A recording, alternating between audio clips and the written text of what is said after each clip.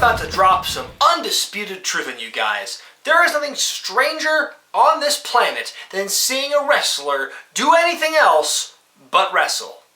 This can also apply to athletes in other sports, but it seems that the rule holds truer for pro wrestlers. Wrestlers are such a unique hybrid of actor and athlete. Their spectacle is so unlike anything else out there that when you see a wrestler in an environment other than their own element, it kind of throws you off. It's probably why very few wrestlers have ever succeeded in legitimate acting, or why Chris Jericho's metal band took so long to form its own identity. And while we're on the subject, can you guess what else is so unique and bizarre it can only exist in one place? Game shows.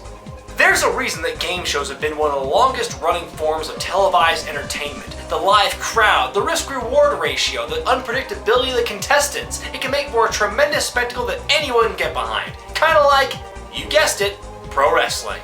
So what happens when you combine these two forms of entertainment? What happens when wrestlers invade game shows? To find out the answer to this question, I've enlisted the help of someone who knows a thing or two about both these subjects. Ladies and gentlemen, let me introduce to you the host of Game Show Garbage, Mr. Robert Seidelman.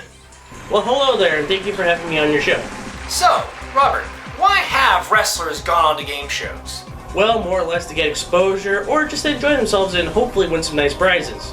They would make for some of the best moments in game show history, even if some of the moments involved the wrestlers acting like utter fools. Recently, wrestlers have been popping up on The Price is Right, such as Brian Kendrick and Larry Legend, the ring announcer for Chikara, which that led to this delightful moment.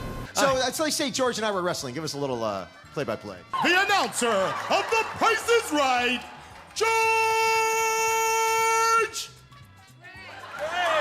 Great. But this isn't a new phenomenon. Another great moment happened 32 years prior with one of my personal favorites, Ox Baker. Ox, what do you do? I'm a professional wrestler, sir. And Wow, Ox Baker got a bigger pop than anything I've seen on Impact lately. Brian, anything could get a bigger pop than TNA Impact. Even Richard Carter doubling or tripling the points on Family Feud gets a bigger impact. Watch! I'm tripling the points! I love that! But that's just a single wrestler. When promotions want to advertise a big event or just play for charity, they'll send out a group of wrestlers to do it. And to prove that point, here's a clip of Roddy Piper and Lou Albano on the John Davidson version of Hollywood Squares. This also shows off some of the most blatant shilling by Lou Albano I have seen in quite a while. By the way, John, Roddy and I got a movie coming out called Body Slam with Tanya Roberts and Dirk Benedict. It'll be released shortly. It's a Helmdale production. Great. Thanks for reminding me about another movie I need to review.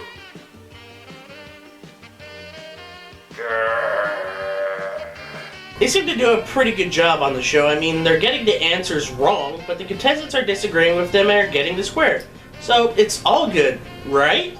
On the good ship, lollipop, it's a sweet trip to the candy shop. What the hell is this? I thought Piper was embarrassing to watch on Legend's house. It wasn't just the male wrestlers who got on game shows. The lovely ladies of Glow did it too. This led to one of the most memorable moments in game show history on Card Sharks with Bob Eubanks. For the entire week, the ladies of Glow were the 10-member group in the audience that would be given a survey question about their profession and the dilemmas that entail. The contestants had to correctly guess how many said the answer was yes or no. Here's the money moment from that week. Carolyn, before the show we asked our 10 wrestlers, could you lift Bob Eubanks over your head? The actual number of these wrestlers who could lift Bob Eubanks over their head is 5 of them. Come on, Fiji, no way in heck could you do that, hon. Oh, Mr. Eubanks, of course I can. Don't call me Mr. Eubanks and then claim you can lift me over your head. You couldn't lift me over your head, and you know it. Yes, I can. No, you can't. No. You stay away from me, Fiji.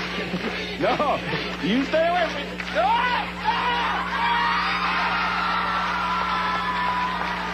Do these game shows always get bigger pops than TNA right now? Why do I have a feeling this is going to be a running trend in this episode? This would lead up to 1989 and the best kids game show of all time, Double Dare. During this time, Double Dare got enough experience points and evolved from Double Dare to Super Sloppy Double Dare. Stop that. Now, Double Dare enjoyed doing the once-in-a-blue-moon celebrity weeks on the show, and they had 2 instances where the World Wrestling Federation was there to reach out to the kids. It was dubbed Super Slop-O-Mania. The Super Slop-O-Mania events on the show are some of the more memorable game show moments for wrestling fans of our generation. In the inaugural event, Bobby Heenan and Gorilla Monsoon squared off on separate teams. Host Mark Summers was not exactly at the top of his game. Hi there, welcome to Super Slop-O-Mania, and we have 2 of the greatest wrestlers on the WWF with us today. No. Even though it was a pretty one-sided affair on the part of Heenan's team, this old episode is still a blast to watch. Heenan and Monsoon razz each other like they used to do on weekly TV, and it's fun to see them get in on all the action with the kids. Another favorite part of the small comedic bits between host Mark Summers and announcer Harvey, especially when he comes out as a wrestler until Mark scalps him? What are you doing here? We've got the wrestlers here. Wrestlers, you need a wrestler, man. Gorgeous Wait a minute, Harvey. Harvey the announcer. Philly born, Philly raised. He's hardcore.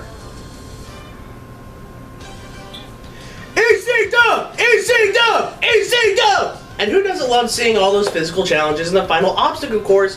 And remember when they used to tell themselves, I could do that. The first team to take off all their clothes and dump mud on themselves get $40. Huh, creepy. I know, right? And insulting. The going rate for this kind of behavior is way more than $40. How do you know that? Oh, I read about it in the recent edition of The Stranger. It's a local Seattle magazine. Man, it's amazing what TNA Town will have to do in order to make a living. The next time this type of show happened, it was Hacksaw Jim Duggan and Mr. Perfect going at it. While perhaps not as filled with as many zany antics and zingers as the previous installment, it was still a very fun episode, and it also gave us a classic moment of Duggan's failure to grasp basic geography. In what U.S. state was WrestleMania 3 held? Would bring it to 60, give you the lead, or you could dare the Perfects. Detroit? Detroit, you're right. Well, no, that's actually wrong. I asked for the state. It was Michigan. Wow, looks like Bobby Heenan was right on the money back when he did this. Not only that, he's a very intelligent man. Now, I know he comes... Would you settle down for 1 second? I know he comes out. He waves the flag. There's his opponent, Steve Storm. It also gave us another series of mini sketches between Mark and Harvey, with Harvey outdoing Whippleman's gimmick by 3 years by announcing a big name and running down both Duggan and Perfect.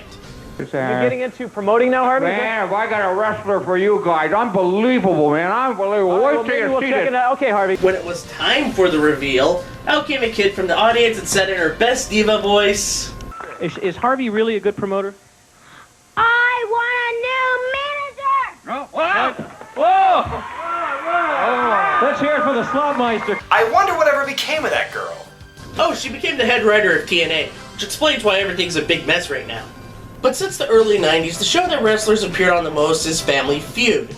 It's no coincidence that Ray Combs, the show's host during the 90s, was a huge wrestling fan, appearing at both WrestleMania 8 and Survivor Series 1993. Wrestlers from all organizations appeared on Family Feud. WCW vs. Glow was a staple for a couple of years. That would be replaced in later seasons with appearances by the World Wrestling Federation. These shows were all done for various charities, so everybody won here. The same can't be said in 2010 when Steve Harvey started hosting Family Feud. With the move to Orlando, members of TNA's roster came on for a full week of shows. Can you imagine a full week of TNA Family Feud? My god, that's gotta be as boring as, watching Impact for 2 hours.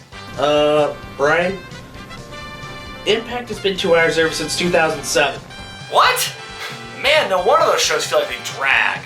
While all these guys are good wrestlers, they're not exactly the brightest when it comes to game show trivia. Just listen to these awesomely bad answers. Come on, man, name something a woman does to make her bust look larger. What if she wears more than one bra? Name some information your new boyfriend might confess to you.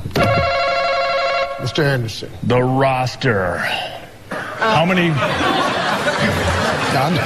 You know what I know exactly what you're talking about. Name something people get caught in. A hug. I'm drawing a blank, man. I'm sensitive. I'm sensitive. Name something some people do frequently and others not at all. Can I say on TV? You can't. I'm sorry, I don't know how far we can get with these. I'm sorry. In which occupation do you find the bravest people? Football. Fisherman.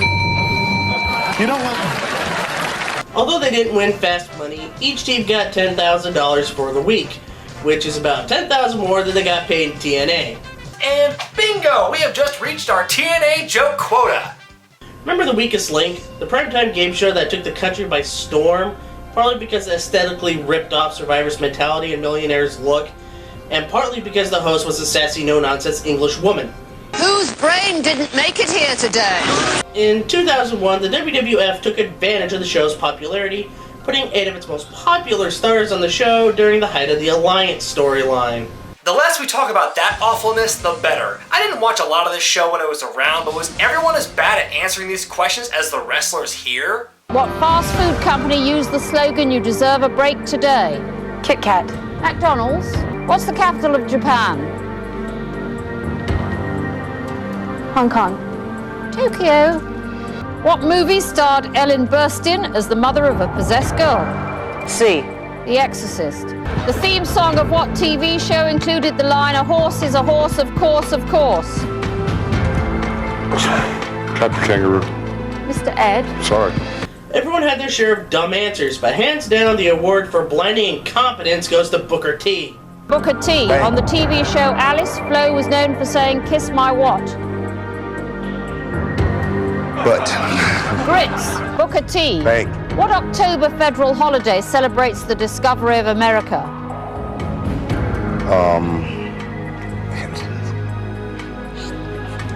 Repeat that. What October federal holiday? Thanksgiving. Thanksgiving. No, Columbus Day. What French word meaning again is often shouted at the end of a concert? Oui, oui. Encore. This was the lone highlight of the invasion. And it also shows to you why people like Booker T do not win on game shows. Wait a minute. What do you mean, people like Booker T? You know, entertainers? Oh, right.